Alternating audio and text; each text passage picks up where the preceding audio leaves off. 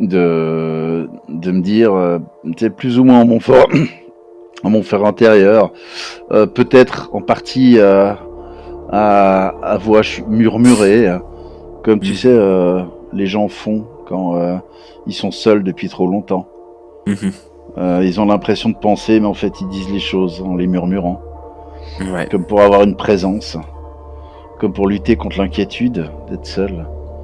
Euh... ah, vieux fou, tu n'étais pas si fou que ça en définitive. Et là, je me retourne, je m'agenouille, et je ne fais pas serment d'allégeance au culte des ombres. Mais, vieux fou, tu as donné ta vie, pensant faire le bien. J'honorerai ça. En attendant de retrouver mon roi, je veux essayer d'être un des sauveurs dont parle ce bout de papier. Et je regarde le bout de papier que j'ai ramassé, tu sais, Mhm. et je le plie et je le mets dans un de mes gantelets. Ouais. Et puis je me dirige vers la sortie. Je continue. Là, les murs, c'est des murs normaux, ou bien il y a des tentures. Est-ce qu'il y a des tapisseries qui représentent des scènes ou je sais pas. Non, ce couloir est aussi très très épuré. Les murs sont en pierre et rien de particulier ici. Ok. Bon, alors je. Ah oui, je vois que la taille de la carte est assez grande. Ok. Eh bien, je vais ouvrir. Non, je rigole. Ici, tu vois justement cette très grande salle circulaire où tu vois plusieurs tombeaux, enfin, plusieurs tombes tout autour. Certaines sont fracturées. Est-ce que c'est par le temps? Est-ce que c'est par d'autres dégâts? Et tu remarques effectivement cet immense tapis au centre et sur ce tapis une table qui a l'air d'avoir été abîmée par la chute d'un lustre. Je vais aller voir les tombes qui sont brisées et je vais regarder aux endroits où les pierres sont brisées pour voir si ça a les mêmes couleurs, pour voir s'il y a la même oxydation, voir s'il y a les mêmes mousses qui commencent à se développer ou pas. Sachant que s'il y a des mousses, ça fait très longtemps que c'est cassé. Et s'il y a le même genre de couleur, d'oxydation et de présence de mousse partout, c'est que ça s'est produit au même moment. Tu vois ?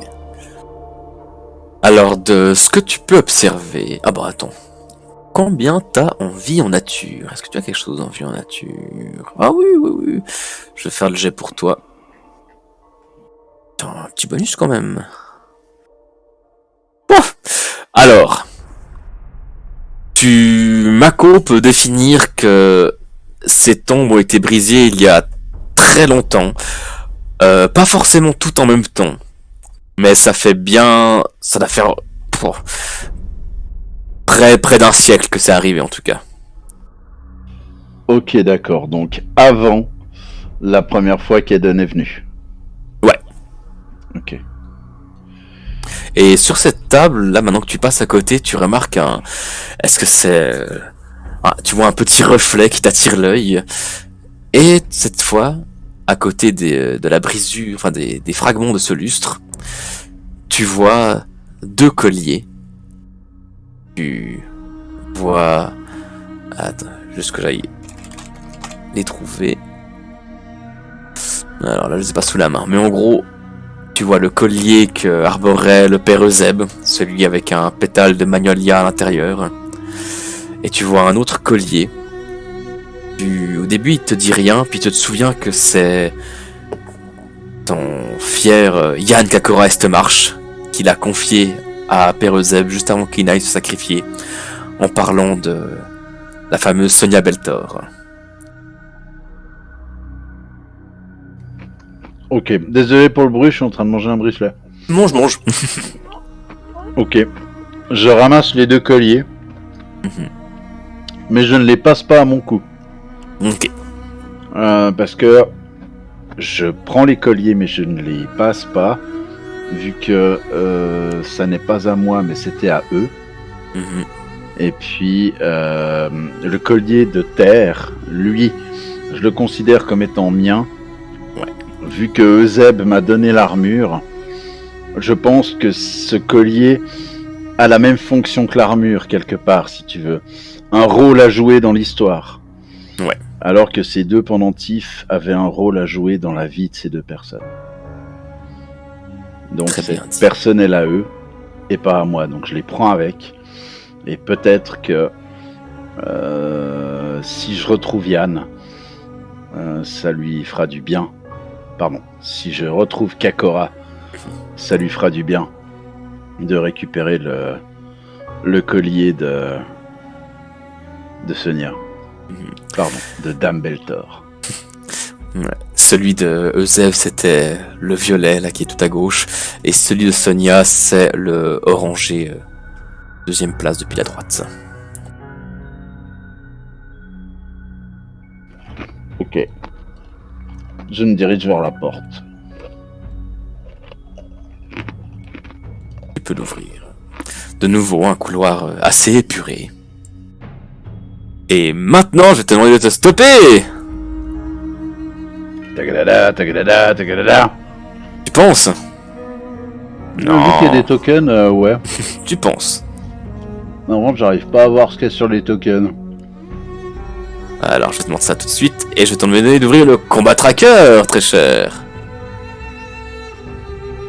Ah bah bien sûr, ce sont des luminédons, je le savais. Les fameux luminédons. Qui se ressemblent à ceci.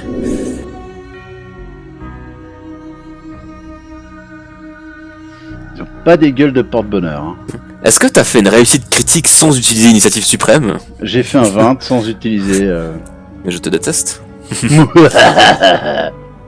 Alors, tchac tchac tchac. Bim. Tu vois qu'effectivement ces créatures ont l'air de faire émaner de la lumière d'eux.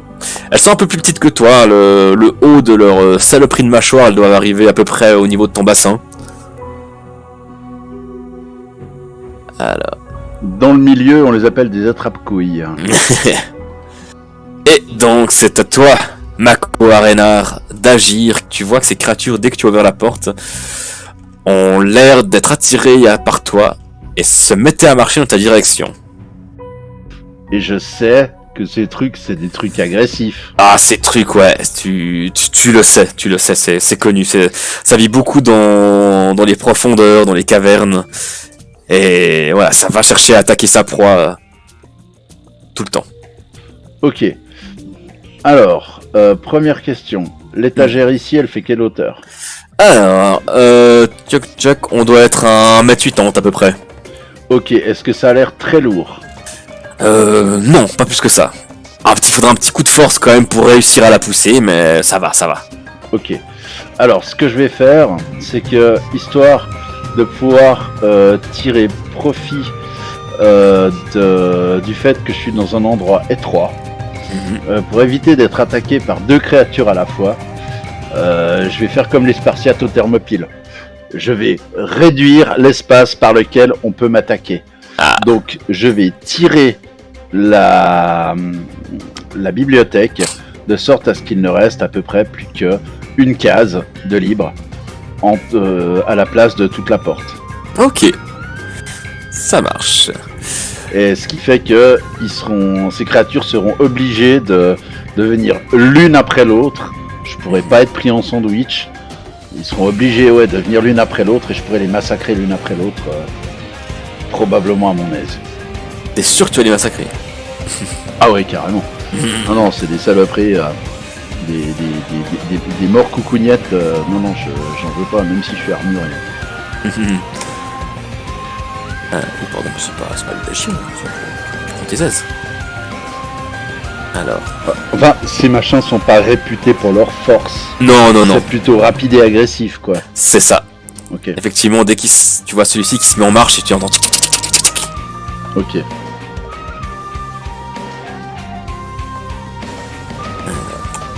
Vu qu'ils ont un comportement de prédateur, ils vont forcément venir vers moi. Et donc je les attends prêts à frapper, quoi. Ouais. Et c'est effectivement ton plan a l'air de fonctionner pour le moment. Oh, pardon, j'en ai oublié. Hein. T'as oublié, toi. Voilà, parfait, en dernier. Alors, check. Et bim. C'est à toi d'agir. Est-ce que tu fais quelque chose de particulier? Alors, est-ce que je peux retenir mon attaque jusqu'à ce que le premier luminedent arrive au contact? Oui. C'est-à-dire, si tu veux, j'arme mon coup, je suis prêt à frapper, mais frapper avant lui à son tour.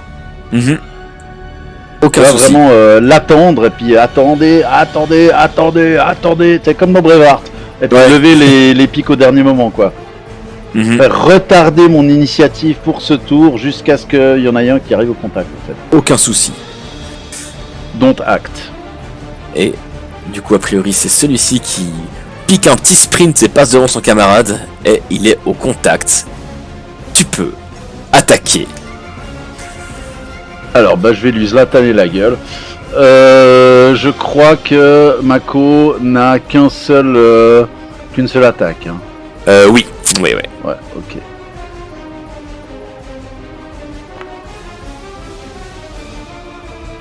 Eh bien, la première attaque de toi, en tant que Mako, réussit.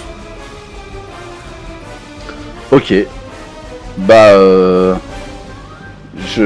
J'attends la suite, quoi. Enfin voilà, de toute façon, je peux être pris que l'un après l'autre, donc ça va juste être un combat d'attrition, quoi. Tu vois que lui arrive dans le dos de son petit camarade et il essaie de lui grimper dessus. Alors, pour venir directement en contact avec toi, tu vois ces créatures assez immondes qui se... Oh, mais il arrive bien. Et lui, du coup, grimpe et il parvient en contact avec toi. Et il va tenter de te mordre avec son immense mâchoire. Et il y parvient. Tu sens toutes ces petites dents qui parcourent ton bras. Et ça te fait quand même une certaine douleur. Lui se déplace par ici. Et lui, il arrive par ici. Si tu le voulais, vu que les deux sont chevauchés, tu pourrais potentiellement les toucher les deux avec une attaque. Ouais, alors c'est ce que je pensais faire. Ah bah parfait. Note, j'hésitais avec une attaque bestiale pour les repousser au sol, tu vois. Ah bah oui, tu peux aussi. Alors, est-ce que je peux faire une technique et une attaque? C'est ça, ouais, tu peux faire une technique par tour, donc tu peux. Ok, alors, donc je vais faire une attaque bestiale pour les faire choir, et puis je vais faire choir à choir. Ok. En essayant de les trancher les deux en même temps s'ils sont toujours empêtrés quand je les aurais fait chuter. Ouais. Alors d'abord attaque bestiale. Et tu pourras faire un petit jet de force pour voir la puissance avec laquelle tu les projettes. Donc alors, le but c'est juste de les faire chuter, c'est ça? Ouais, en fait si tu veux je vais pas y mettre toute ma force. Le but c'est juste de les faire choir en fait, c'est tout. Ouais. Alors je pense quand même expédier à Pétaouchnok quoi.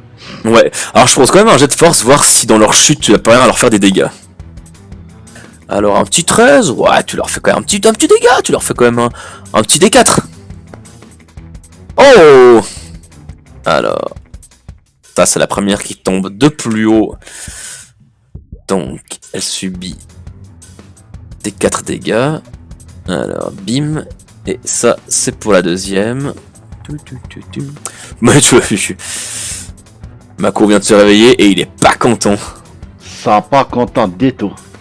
Et du coup, tu peux agir si tu veux faire une attaque. Donc je fais une attaque, bon j'ai toujours ciblé le même, mais voilà. Ouais, je reporterai sur l'autre s'il faut. Oh bah attends, je peux...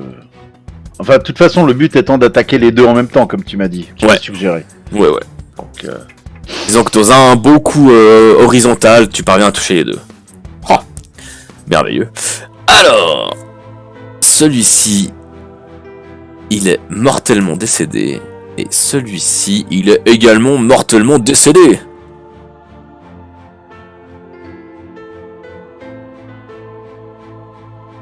Celui-ci s'avance par là. Et il voit l'amoncellement de ses deux petits camarades et il a l'air de prendre un peu de recul finalement. Et celui-ci, pareil. Que fais-tu? Ok, l'autre je ne le vois pas depuis où je suis, il est protégé, il est abrité par le mur, donc pour moi il n'y en a plus qu'un. C'est vrai, c'est vrai. Donc vu que je n'en vois plus qu'un, je vais foncer au contact de celui-là. Mhm. Je comprends mon erreur. Merci. Ah mais non, attends, c'est pas à moi de jouer. Si. Ah si, maintenant c'est à toi, oui, tout à fait. Voilà. Et puis bah je vais essayer de zlataner celui-là. Oh, le premier échec. Critique. Le premier échec critique. Bah, en même temps, tu viens d'affronter, il n'y a pas 10 minutes de ça, Eden, tu as grimpé la tour des Lyrikem, tu as fait face au 5e cataclysme, tu ne peux que être chamboulé par cette journée. Et tu es peut-être too old for that crap. J'ai la ref. Et ben, lui, tout simplement, se pète les dents contre ta nouvelle armure. J'en tire une certaine satisfaction. Tu sens que l'armure de Soriel est de très bonne facture. Et il va retenter de t'attaquer vu que c'est son tour à présent, mais il va avoir un joli malus. Mais il retente quand même le coup d'attaquer avec ses petits chicots. Et il te rate. Enfin, il parvient à te toucher, mais les quelques dons qui lui restaient, elles sont pas suffisamment dangereuses. Mais lui a encore toutes ses dents. Oh, ah non, ouh, j'ai cru que c'était le 1. Et tu ressens à nouveau une vive douleur. Et c'est à toi d'agir. Ok, alors le premier, celui qui est en face de moi, je vais à nouveau lui faire une charge bestiale sur la gueule, mais ce coup-ci de toutes mes forces, quoi. Je retiens pas mes coups. Ça marche. Dans le but justement de le faire valdinguer pour que je puisse m'occuper de l'autre. Mhm. Et puis, jet de force. Mais c'est de la merde. Oh, c'est quand même 10. 10, ça fait quoi? Ça va être 3 mètres. Tu l'envoies tout droit, je pense. Hein. Oui. S'il peut se prendre la table, c'est pas plus mal. Écoute, il y a des chances. Hein. Si j'ai échappé la règle, il y a totalement des chances. Bah oui. Écoute, il va se prendre un petit D4 de dégâts quand même. Hein. Et ça, c'est 2 blessures supplémentaires. Ça veut du bien. Tu le projettes. Et sans grande difficulté. Que fais-tu maintenant? Bah, je vais zlataner le dernier là.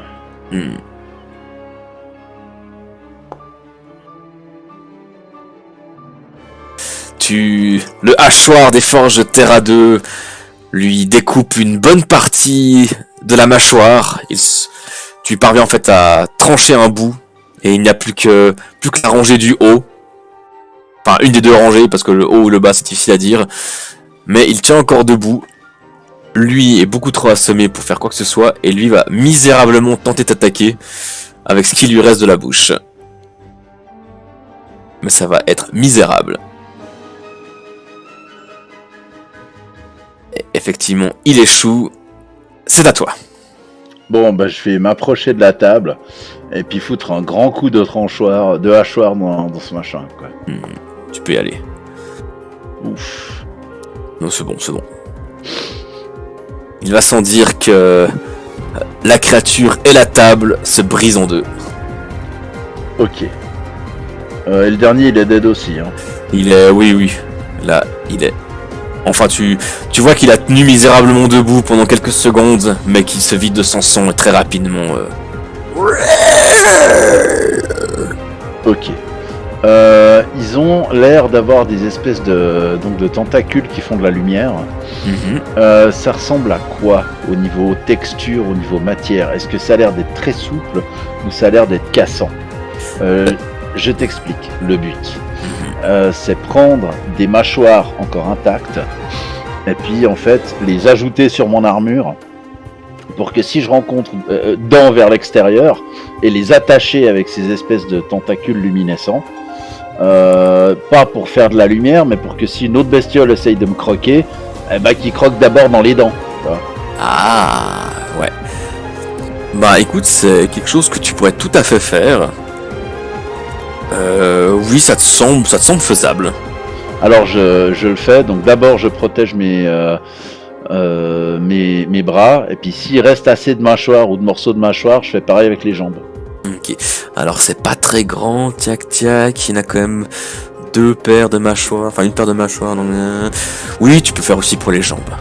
Voilà, Pas de donc souci. l'idée c'est pas de m'apporter de l'armure de plus en plus, hein, Mhm. mais c'est vraiment que si quelque chose d'autre essaye de me mordre, bah qu'il se fasse mal en me mordant quoi. Ouais, ouais. J'ai vu quand même ça pique ces trucs. Ah, ça picote bien, ouais, ouais. Et bah là je vais profiter du petit moment de calme qu'il y a pour observer ces deux plantes qu'il y a là. Une a l'air d'être morte, l'autre a l'air d'être bien vive, donc j'ai une pensée émue quand même pour les deux formes que j'ai vues il y a quelques minutes. C'est vrai, tu as vu ça, et ouais, comme tu dis, ça te rappelle tout à fait ça, et c'est marrant parce que maintenant que tu y repenses, tu te dis, mais j'ai vécu il y a quelques minutes, ou bien c'était il y a 30 ans en arrière? Enfin, 30 ans, même 40 ans en arrière. Tu as de la peine à savoir si tu as vécu ce moment, si c'était un souvenir ou un rêve ou autre chose. Là, je prends sont cela quelques secondes, sont cela quelques minutes pour comment dire, pour conceptualiser cette pensée. Et puis je vais faire le tour de ces bibliothèques assez rapidement pour voir les titres. Si tu veux, je vais pas lire tous les titres, mais juste regarder à peu près de quoi ça traite. Quoi. Enfin, tu vois, enfin, tu connais mieux que moi les rayonnages de bouquins. Quoi. Tu passes Ouais. rapidement en revue les titres. Quoi. Exact. Alors ce que tu peux voir, en gros, il y a plusieurs catégories, ça a l'air d'être assez bien classé. Et de nouveau, tu trouves plusieurs textes. Là, des recueils de textes qui ont trait à la mort, d'autres, d'un coup, tu vois des textes plus philosophiques. Qu'est-ce que la mort? Qu'y a-t-il après? Quelle est leur implication? Quelle est l'implication de savoir s'il y a une chose après la vie, après la mort? Tu vois aussi d'autres bouquins qui ont l'air d'être des témoignages de gens qui ont voué leur culte à la mort, à l'ombre. Tu vois d'autres choses qui ont trait aussi à la vie. C'est un peu ce genre de choses que tu vois. Ok, mais c'est donc tout mort et vie. C'est pas Ouais. d'autres trucs. Hein. C'est ça. Ok, donc on est bien. Là, on est dans un. J'étais dans un temple de l'ombre. Ici, une part de lumière, une part de vie. Ok, ça correspond à ce que j'ai vu des deux entités plus tôt. Je vois qu'il y a une porte en haut, il y a une porte en bas. D'ailleurs, la il y a partie des choses Pardon, vas-y. inscrites sur ces portes. Alors, non, par contre, tu remarques que la porte du bas est ouverte et qu'elle a l'air de mener à l'extérieur de l'édifice. Et ça a l'air d'être un tunnel. Ok, alors avant de m'y diriger, je veux quand même aller voir au nord. Voir s'il y a quelque chose. Alors, je vais pas ouvrir la porte d'un coup. Mhm. Je vais l'entrouvrir, tu sais, avec le pied, donc talon bien ancré au sol, l'avant du pied levé, prêt à servir de bloqueur pour la porte, au cas où quelque chose essaie de pousser. Ok. Enfin, à condition que ça s'ouvre vers moi, bien évidemment. Eh Et bien, si ça s'ouvre en direction de l'autre côté, garder une poigne ferme sur la poignée pour éventuellement empêcher que la porte s'ouvre si quelque chose veut l'ouvrir depuis l'autre côté. mhm. Donc vraiment garder garder le contrôle sur l'ouverture de la porte et puis ouvrir juste un tout petit peu, petit à petit, pour m'assurer qu'il n'y a pas de danger de l'autre côté. Mhm. Alors tu l'entrouves justement, tu vois que tu n'ouvres pas la porte vers toi, ça va de l'autre côté, enfin tu l'ouvres de l'autre côté, et tu vois que c'est un couloir comme les deux que tu as parcouru plus tôt, qui a l'air d'être assez épuré, assez simple. Ok, alors je vais là et je fais pareil avec la porte, de nouveau une ouverture très très très prudente. Mhm. Tu remarques devant cette porte, enfin au-dessus de cette porte, il y a cette sculpture qui a l'air très magnifiquement ouvragée. C'est vraiment une très belle sculpture. Est-ce que ça représente de nouveau une entité de la mort? Est-ce que ça représente, est-ce que c'est une représentation imagée d'un ancien prêtre? C'est difficile à dire, mais tu vois que cette porte est particulièrement euh, sculptée, il y a eu une attention particulière. Ouais, en fait, ça c'est pas Mako qui pense, hein, c'est Fred, hein, c'est le Reaper, quoi. En quelque sorte, il y a un Ouais. peu de ça. Ok. Donc de nouveau, j'ouvre très délicatement la porte, très progressivement. Et tu rentres de nouveau dans une grande pièce circulaire. Ici, tu vois devant toi, il y a une stèle sur laquelle sont écrits quelques mots qui sont ceux-ci. Regarde dans les yeux du crâne, parcours la vie et la mort, découvre qui tu es. Ok. Alors, je vais pas directement regarder dans le crâne tout de suite. Ça m'intrigue. Ça, c'est en hauteur ou c'est en contrebas? C'est en hauteur. T'as un escalier ici et ça monte à peu près à 2,50 m. À hauteur des yeux, quoi, en fait. Exactement. Ok. D'ailleurs, tu remarques que sur ce crâne, il y a une... Ça a l'air d'être une bougie particulièrement grande. C'est un immense tas de cire et qui a l'air d'être allumé. Ok. J'en fais le tour, si tu veux, pour essayer de regarder déjà en quelle matière c'est fait. Est-ce que c'est le crâne d'un géant ou est-ce que c'est une sculpture? Ça a l'air... Oui, c'est de l'os. C'est du véritable os. Ok, donc c'est potentiellement un crâne de géant. Enfin, plus que potentiellement, c'en est un. Ok. Alors, ça me dit, regarde là-dedans pour savoir qui tu es. En même temps, je sais qui je suis. Mais le texte est suffisamment sibyllin pour que je me dise qu'il a peut-être quelque chose à me révéler. En même temps, c'était les victimes de tout à l'heure cherchaient un sauveur. Je pense que je peux faire.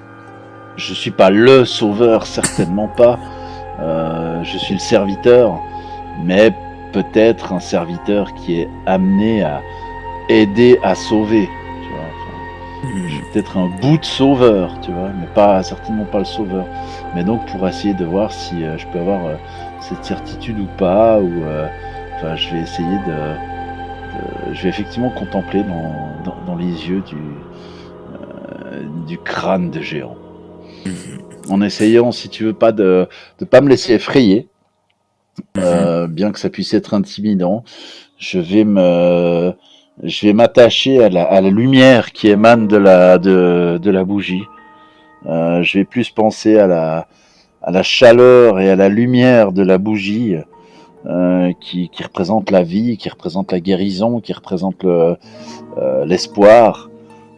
Plutôt que le crâne lui-même enfin si tu veux, donc je regarde dans ses yeux mais en étant attentif à la lumière et sans être attentif à l'ombre qui est au fond des orbites. Enfin, je sais pas, enfin je regarde si tu veux le troisième œil en fait. Ouais. Je vois ce que Plutôt que dans les yeux directement.